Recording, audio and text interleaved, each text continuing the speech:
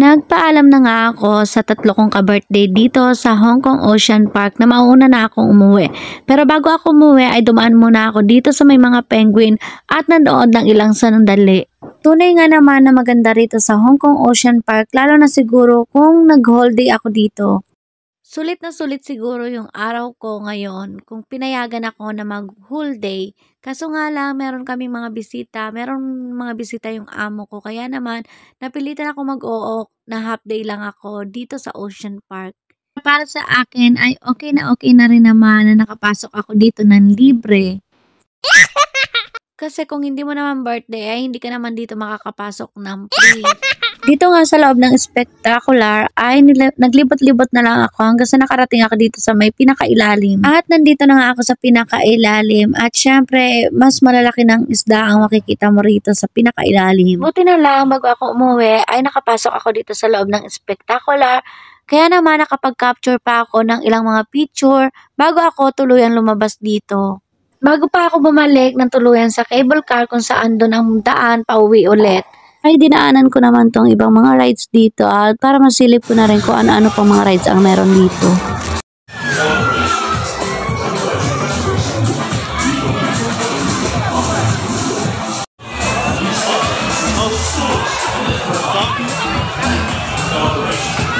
At yun na nga, pagkatapos kong daanan yon at gusto ko pa sanang mag-ride, kaya lang wala na akong oras, kaya naman bumalik na ako doon sa pinanggalingan ko kanina. Ito yung dadaanan mo para makabalik ulit sa pinanggalingan mo kanina. At kung kanina nga ay may kasama ako, ay ngayon ay mag-isa na lang akong babalik doon sa pinanggalingan kanina.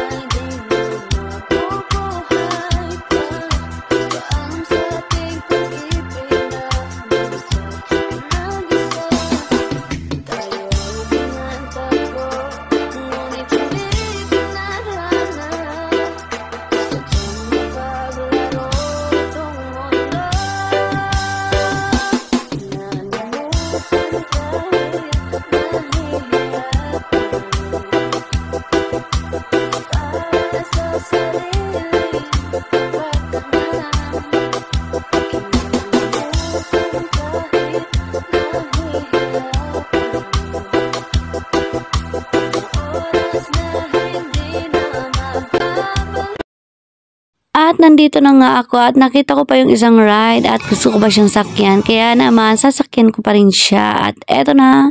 At piling bata nga ako dito.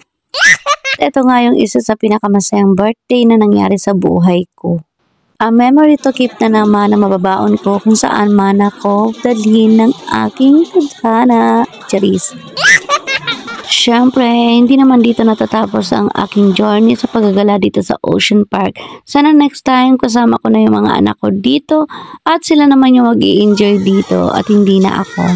Manifesting, praying at hoping na rin. Sama na rin ang konting gawa para naman mangyari yung mga bagay na gusto mong mangyari sa buhay mo. Bitin man yung oras ko dito sa Ocean Park ay kera na rin at ito na nga, pauwi na talaga ako at mag-aalauna na ng hapon. Thank you for the wonderful experience, Hong Kong Ocean Park.